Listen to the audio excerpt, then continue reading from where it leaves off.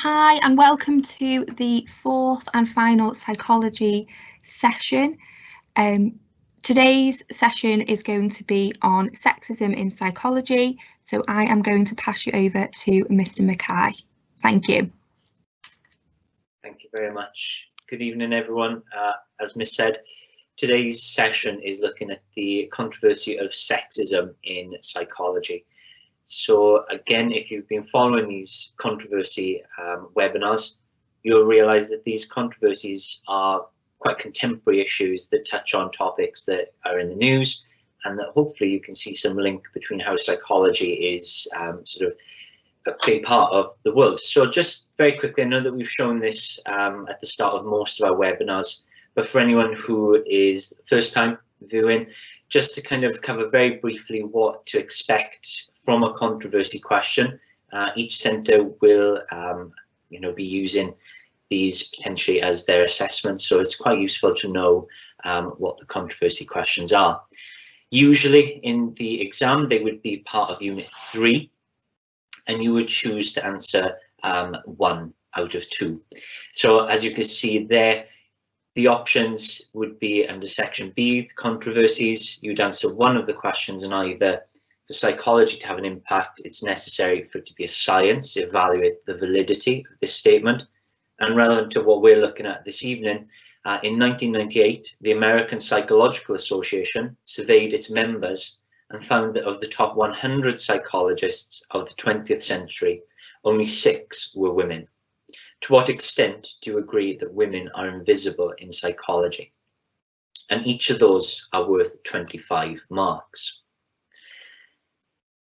Controversies are considered as debates, or perhaps more accurately, in-depth discussions. I was doing a controversy with a class today, and they were asking that question, does it have to be balanced? With a debate, usually you have to present a balanced argument and a conclusion. With the controversies, they don't necessarily have to be balanced, so it's probably better to think of them as an in-depth discussion. The marks are split into 10 AO2 marks and 15 AO3 marks. To gain AO2, the important factor here is the use of evidence. You will be graded depending on the amount of evidence that you're able to use, the range and the depth of that evidence, but more importantly, whether it's appropriate and linked to the comment that you've made. So if you're making a point that psychology is sexist, you would then need to use evidence that would support that point of view. Controversies are synoptic in nature, and therefore the material you can use to support your controversy can be drawn from any area of psychology. So any credit is given for accurate psychological concepts, evidence, research, studies, theories, and they can be from any approach or perspective, meaning that you can use evidence from both years 12 and year 13. And your AO3 marks, this is where the core issue of the controversy must be considered. Okay, so for the sexism question, you're considering whether or not women are invisible in psychology. So credit would be given for support for the statement, against, any other appropriate discussion there might be, and reaching a detailed conclusion. So that's the controversies in a nutshell. We've covered them in a little bit more detail in previous videos that you can access on YouTube. We're going to start this webinar on sexism with this quote from Bettelheim in 1965, who states, "We must start with the realization that as much as women want to be good scientists or engineers, they want first and foremost to be womanly companions of men and to be mothers." I'm hoping there's a few of you sat at home sort of getting quite angry at that statement, and perhaps sadly realizing that some people still hold this view. But in 1965, there was this overarching sense that women and their place in the world were as wives to men and as mothers. And this is an idea that pervaded most of psychology. If you think of a large number of the psychological theories that we look at, they aim to kind of put women and men against each other in a hierarchy where women often lose out. So in 1998, Naomi Westing fired a feminist shot at psychology, and if you can get a hold of this paper, you will see that it is a brilliant written piece of work, that really sort of targets psychology and this sexist outlook they had. So the paper was called "Psychology Constructs the Female, or the Fantasy Life of the Male Psychologist." So hopefully just from that title, you can see that her view of psychology and psychologists is that they make up what their ideal woman should be like, and they do research that would try to support that. Her thesis was that psychology has nothing to say about what women are really like, what they need and what they want, because essentially psychology does not know. But why don't they know? If psychology is the study of human behavior, surely women are part of that. But very similar to the culture bias, psychology is mainly white middle-class men, and as a result they are going to study issues that affect white middle-class men, and women don't necessarily enter into that unless, of course, it is for that hierarchy that they try to fit women into. Psychology is overwhelmingly male. If you think back through your year 12 course, you studied one female psychologist, Elizabeth Loftus. The rest were men: Kholberg, Freud, Bowlby, Adrian Raine, Meisendiner. So as a result, most of the researchers are men. Studies tend to be performed on men, okay, particularly historically when you consider that more men went to university than women. And differences between men and women are either ignored or exaggerated. So I've put there an example of Taylor, who did research into the stress response system between men and women. For many, many years, we've believed that all people have the fight or flight response. That knowledge was based off the research with men. And when Taylor did research looking at how women respond to stress, she found that there was an alternative, which was tend or befriend. So again, that is a bit of an issue for us. Women do indeed seem to be invisible in psychology, but not at undergraduate level. So there's something weird going on. At undergrad level, female psychology students outnumber male students, sometimes by as much as 4 to 1. And I can sort of relate to this. When I did psychology at university, there were very few males compared to female students. But then, when we consider the psychologists that we study as part of your A-level course, they seem to be all men. So what's going on? If there's more women to begin with, why are there fewer female psychology students? Female psychology doctorates doing research.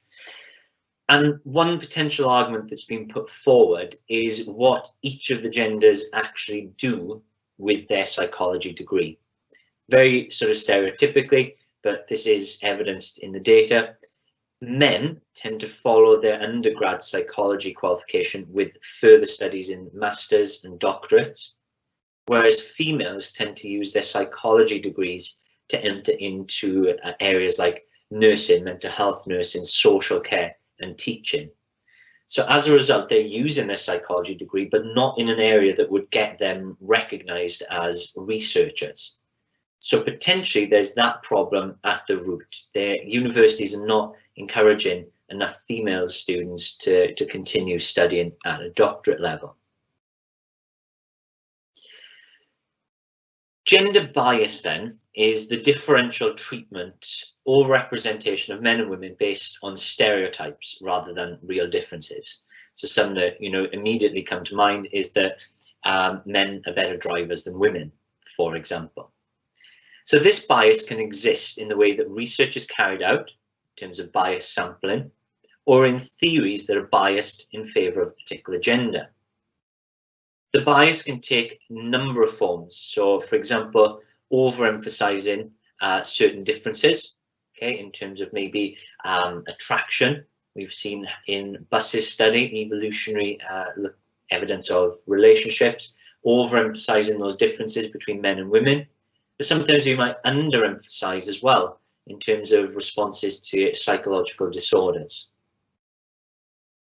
And unfortunately, most of this bias is against females and favouring males. And the more common term that is used outside of psychology is plain old sexism. I think call a spade, and that is essentially what psychology is guilty of. They are guilty of sexism. But that isn't anything new, unfortunately. Sexism in the explanation of human behaviour has been around for centuries.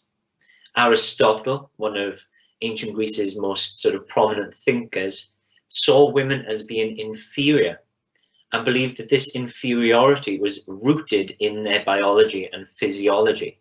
So Aristotle believed that women would never be as good as men, and there's nothing they can do about it because it is biologically determined.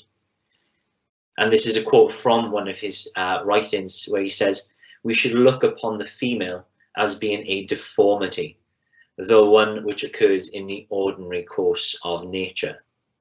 That's quite a shocking and terrible thing to sort of write, but he was a prominent thinker. We still think of him as a prominent thinker.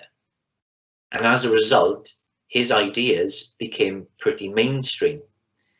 So this inequality between male and female is rooted in our ancient society. Students and myself had a discussion the other day about how you would get rid of sexism. And sadly, I think the only answer to that question is to take yourselves back into time and change these early writings and level the playing field there.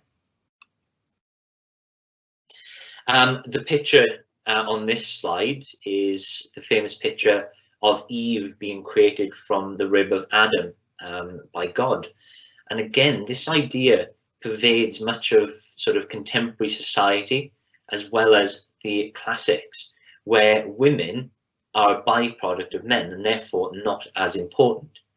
And that's sort of seeped into psychology as well, where psychologists have thought, what's the point in studying females directly when we can just look at men? I mean, they came from men, what's the point of looking at women? And clearly we know that that's wrong, but just kind of sort of giving you that insight into the psychological way of thinking. So this masculinist bias indicates that there's a superior power and status of men in Western society. And as a result, men decide the agenda. And that counts for psychology as well, including deciding what is worth investigating about women, taking men as the standard and judging women against that. As a result, women would always be abnormal because they are inherently different to men. And this masculinist bias would lead to a publication bias whereby men who are in charge of these publications would tend to only publish studies that show a difference between men and women and ignore any studies that indicate a similarity. So there's no surprise that there is this gender bias, this sexism in psychology when you consider that men run the show. So according to Kitzinger, who we can see on the board there, questions about gender differences have been used for a variety of reasons, and usually at the detriment of women. Kitzinger says that these gender differences, these sort of amplification or over exaggeration of differences between men and women, have been used predominantly to keep women out of university and or to put women in mental health institutes. Okay, so by making women seem weaker, more feeble compared to men, then they're not as strong. They need, mental health help. Quite a worrying statistic. In the 30s, 40s, a man could ring up a mental health institute and have his wife sectioned just at his own word. So in other words, the research into gender differences, according to Kitzinger, is often used for political reasons. This quote here, it could also be used for culture bias, but in terms of looking at sexism, She states, however much psychologists may think or hope or believe that they are doing objective research and discovering truths about the world, they are always influenced by the social and political context in which they are doing their research. Again, we can't sort of be too harsh on this, sort of subjective nature of psychology. We're all human and we're all sort of influenced by our beliefs and what's going on in the world. But I think the big problem Kitzinger's got is when, as a subject, we try to state that we are objective in our studies, the two things don't necessarily match. Wilkinson argued that psychology's theories often exclude women or distort their experience by comparing it to the male norms or to man-made stereotypes, and they regard women as a single category to be understood only in comparison to the dominant category of men. This is another key term that is very useful to use in your answers, and that is androcentrism. When we sort of hold men up as the ideal, women just as a general category, so it doesn't matter whether they're gay, straight women, whether they're young, old women, they're just women, and they're then compared to men. That is known as androcentrism. So this is quite a nice image to sort of sum this up, in that if you have two males completing a task and one of them is bad at it, it's like, oh, you suck. Whereas potentially if you've got a female equivalent who's not doing so well at a task, we would, as psychologists, generalize from that one woman that all girls are bad at that task. So it leads us to this sort of assumption that girls are bad at maths. Okay, and that probably is where the stereotype that women can't drive come from, in that a small number of women have shown that they're not good at driving, and we as a society have generalized that. So something to think of in your controversy essays is any examples of studies, theories that you've looked at over the past 2 years that demonstrate gender bias or sexism. And as you're going through, consider whether or not you believe sexism is an issue in psychology. As you said, controversies, they are up to you to decide. So you might not actually think it's that big of a problem.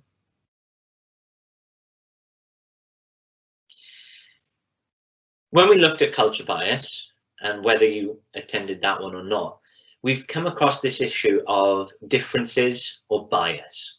So it is inevitable that, yes, we do find differences between males and females. But what's not clear is that whether that is a genuine difference between us or whether it's a bias. And that could be a bias in the theory, the research methods, or the interpretation of the results. So again, this exaggeration or ignoring of gender differences can be an issue. And this is again where you would use the terms alpha and beta bias in your answers. Alpha bias occurs when differences between men and women are exaggerated. Therefore, stereotypically male and female characteristics may be emphasized. So men are tough, women are emotional. And that's got very real connotations in terms of mental health diagnosis, because often men and their depression will be labelled incorrectly as antisocial behaviour disorders or other personality disorders because they express that through more anger. Women are seen as more emotional, more fragile as well. And this is why there's often that disconnect between depression rates in men and women. The beta bias occurs when the differences between men and women are minimized. So using male participants and just assuming that everyone will be the same. And that clearly, again, we know that's not the case. A key researcher that would be brilliant for you to use in your controversy answers if you're doing sexism is Tavris in 1993. In any domain of life in which men set the standard of normalcy, women will be considered abnormal, and society will debate woman's place and her nature. many women experience tremendous conflict in trying to decide whether to be like men or opposite from them. And this conflict is itself evidence of the implicit male standard against which they are measuring themselves. Therefore, it is normal for women to feel abnormal. And that is perhaps one of the most depressing things I think I'll say this year. We have created a system where women will never feel normal, but almost treated as if, you know what, that's what you should expect.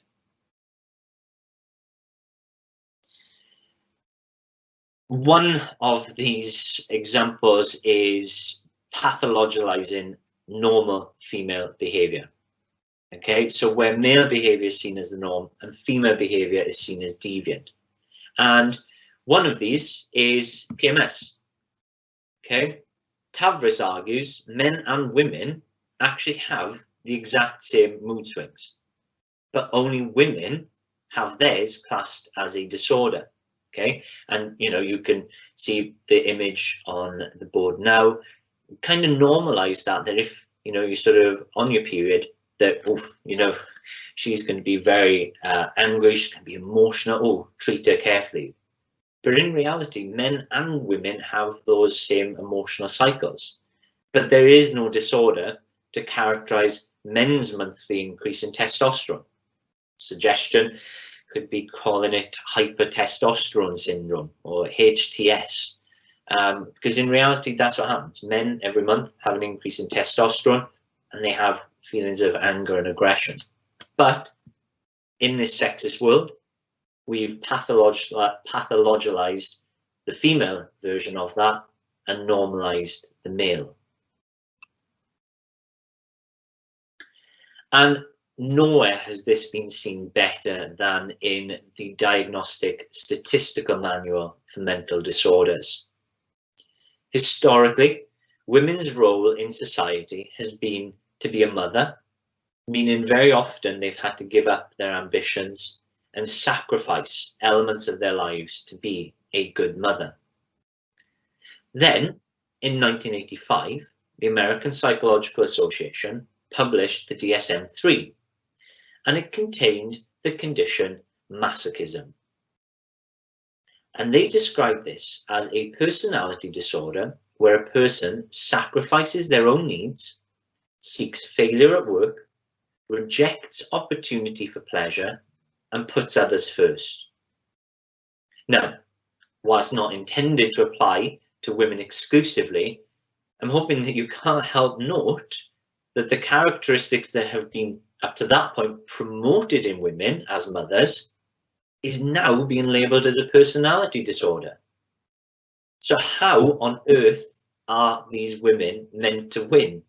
They're being told, give up your ambitions, sacrifice sort of your outgoing nature, stay at home, be a mum. Then suddenly the 80s roll around, and if you've done any of those things, you've got a masochistic personality. That doesn't make sense. But again, you can see the way that that male-dominated subject is trying to control women. Tavris also argues that when men and women show socially unacceptable behaviour, such as violence or drug abuse, we attribute the causes of their behaviour differently. So if a man is violent or uses drugs, we often blame his upbringing. And quite sadly, we only have to look at the shootings that happen in America to see the evidence of this.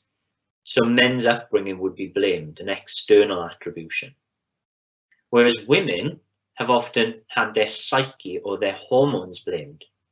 Oh, bless, she's violent because, she's on a period, or she's using drugs because there's an imbalance in her psyche. That's putting the blame on them. Whereas for men, it's almost like it's nothing they could control. So it implies that for men, in other circumstances, things could have been very different, yet for women, they can't escape their nature. Okay, that's how they're made. So what is publication bias? I've mentioned that previously, and what we mean by publication bias is that typically a research paper will be published if it shows a statistical significant difference in their research findings. So usually the publishers of these papers would only choose studies that show a genuine, not a genuine, but a difference between men and women, for example. Therefore, studies seem to only be chosen to be published if they show any differences between men and women. So some examples of typical findings on psychological sex differences. If we're to compare women to the male standard, the research has shown us that women have lower self-esteem than men. Women do not value their efforts as much as men. Women are less confident than men.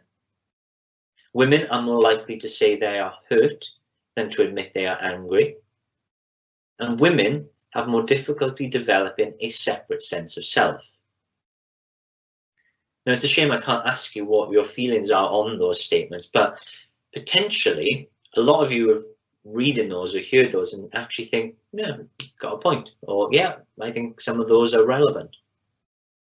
What happens if we switch those round? What would it look like if we used women as the standard for measuring behavior? How would men compare? So those findings might look something like this. Men are more conceited than women. Men overvalue the work that they do. Men are not as realistic at assessing their abilities. Men are more likely to attack others when they're unhappy instead of saying they're hurt. And that men have more difficulty in forming and maintaining relationships. So I've put them side by side as a comparison, and again, if we were there, if I was able to ask you, you might actually think that that comparison of men to women is a little bit harsh. You might think, oh, men more conceited, men, they're not realistic, they're more difficult at finding and forming relationships. But that's exactly the point. If the comparison of men to women translations sound derogatory, that's the point. We've become so used to comparing women to men that we don't actually notice how damaging the commentary is. So if we hear those words like, you know, women are more emotional, women have lower self-esteem, and we say that enough, and we have, that almost becomes part of who women are. And that is very damaging. So if we saw the results that women had lower self-esteem, we would think, you know, how do we help these poor women? Instead, what we should be thinking is perhaps they have more realistic outlook of their abilities and their, you know, sort of approach to work, but lower self-appraisal than men. So once we become more aware of the bias when the female norm is used to set the standard, the better, because we'll then start to realize that women are not weak, sort of you know, self-critical people. Perhaps they're more realistic, and that comparing them to men, they'd always, you know, sort of come worse off, so to speak. But potentially this gender difference is a result of poor research methods. Rosenthal in 1966 found that researchers were more pleasant, friendly, honest, and encouraging with female rather than male participants. So as a result, it may affect the results gained and produce gender bias that's not reflective of any genuine differences. Rosenthal concluded that male and female subjects may psychologically be in the same experiment at all. They might be using the same materials, the same instructions, but the way that the researcher interacts with the female can also create a bias. They'll get slightly different results. As a result, you could include in your controversy ways in which we can kind of avoid sexism, and this comes from Denmark et al.'s 1988 paper, Guidelines for Avoiding Sexism in Psychological Research. And he states that gender bias is found in all stages of the research process. At the question formulation stage, at the research methods and design stage, at the data analysis and interpretation stage, and when they're concluding. So if we want to try to avoid sexism, we need to look at how we approach psychology from each of those areas. So alpha bias is that exaggeration. Beta bias is the opposite, where we'll ignore these gender differences. And that usually happens when all the participants in a study are male, and then we just use those results and apply it to females as if it was all the same. One study that you've looked at in year 12 was Kholberg's moral development. And Kholberg was very heavily criticised by Gilligan. And the criticism was aimed at implying that girls are further behind boys on the moral development stages, and societally suggesting that they are morally inferior to males. Now, what has happened in this research is that Kholberg has ignored the genuine differences between boys and girls. So this is an example of where alpha bias would have been more appropriate, where we look at the genuine differences. And what in reality happens is that boys are more justice orientated, whereas girls are care orientated, which means they appear further behind, but their moral development is sound. You know, there's nothing wrong with the way that they morally reason. It's just that their consideration is perhaps more towards who would it hurt, whereas boys are more concerned with, is it right, is it wrong? So if, for example, we look at how that can affect real life examples, could that cause damage to females? Could it cause damage to girls if they feel like they are not as morally equal as boys? Does that affect their overall development?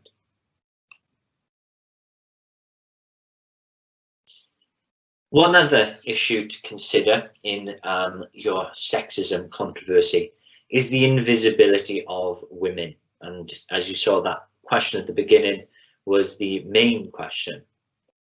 This comes from the Richard Gross book, and it states that feminist psychologists are not just against the oppression and discrimination of women, they are for the recognition of the achievements, contributions, and experiences of women as being valid and important in their own right, and not just as matters to be understood and evaluated in comparison with men. So if I show you these names, got Calkins, Klein, Maccabee, Gilligan, Brothers, as you often see them in your psychology textbooks or in a PowerPoint that your teacher might share with you, what happens 90% of the time is we just assume that they are males. And in actual fact, all 5 of those researchers are female researchers. This contributes to the problem because just seeing their surname, we automatically infer that they are male researchers. And that simply isn't the case. And even as psychology teachers, I feel like we should be doing more to identify the researcher and whether they are male or female. So you don't necessarily have to go Calkins, you know, male, female, but just then when you go on to describe the research, ensure that you're using he did this or she did this in their study. That's what I feel we could do to improve. So when you are reading about a study in psychology, you probably assume, unless otherwise stated, that the author is a man. Now, statistically, you would probably be correct, okay, because as we know, there are more male doctorates. But while psychology tends to be a subject dominated by female students, the majority of the most famous studies that you've looked at are done by men. So as a result, it's been argued that the masculinist bias, over-publicizes the achievements of men and downplays the role that female researchers have had.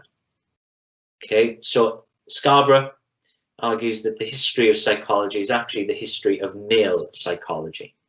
And it always reminds me of, I've got a pin from a history teacher in school where it says, history is her story too. And I think perhaps what we've done in academic studies is we've overlooked female contributions as well, because historically women have conducted amazing psychological research. But if you never learn about it, how will you know? So in the early days of psychology, female researchers were often simply banned from attending psychology courses, Mary Calkins, or completed the course but were refused to be awarded their PhD simply on their gender. Okay, so that happened to both Mary Calkins and a researcher called Ladd Franklin. And this is because the prevalent view at the time was that too much intense brain activity, as required by higher education, would weaken women's reproductive capacities, making them unsuitable candidates for professional degrees. And again, I'm really hoping that people are sitting there getting annoyed at that, but people tried to stop women studying at university because all that brain activity meant that they would be less successful at having babies. Another reason this invisibility of women persists is that many female researchers over history have conducted studies with their husband. So when you see Harlow and Harlow, often that's abbreviated to Harlow's research. Sharif and Sharif is Sharif's findings, or Gardner and Gardner, Gardner found. So not only are they sharing their surname with their husbands, so it's not clear what's going on, but in the abbreviation, we tend to then cut them off and just refer to them collectively. And as a result, the men will get most of the credit. So something that you could do in planning out your sexism essay is to name every female psychologist we learned about throughout A-level and realize how few there actually are.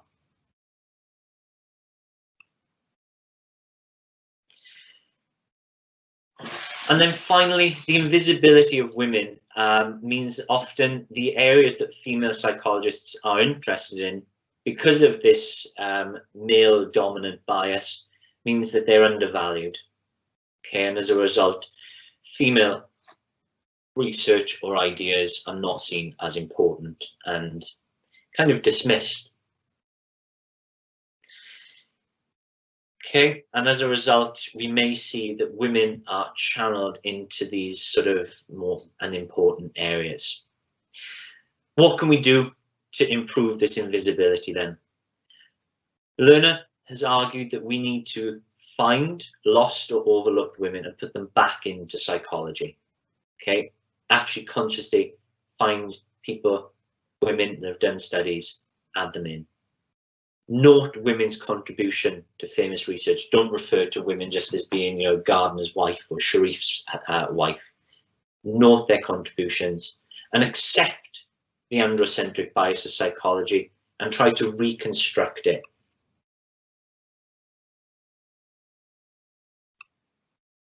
Just going to skip through to the conclusion. When you are planning your answer for this controversy question, you need to always link back to the question. So in your conclusion, what can we conclude? Overall, is psychology sexist? I'm hoping from this very whistle-stop tour, you can see that yes, it is. But what are the social consequences of this sexism? What's the current status of sexism? Is it getting better? And in your opinion, what can be done to improve things in the future? They would be quite useful questions to consider when you are formulating a conclusion to this controversy. As I said to you last time in my culture bias one, this book, Themes, Issues and Debates in Psychology by Richard Gross, is very good.